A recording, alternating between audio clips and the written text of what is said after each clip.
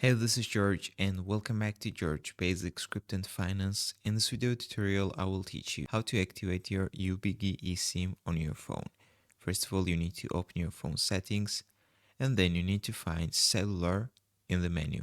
Or you might see mobile service. This is the same. You need to click on it.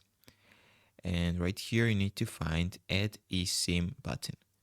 Click on it and it will give you two options: transfer from nearby iPhone or use the QR code. So you need to take your eSIM and click use QR code right here. It will open the camera and you need to scan your QR code, or you can just click enter details manually in the bottom and you can enter all of the necessary details manually right here: SMTP plus address, activation code and confirmation code. Then click the next button in the top right and you will activate your eSIM on your phone.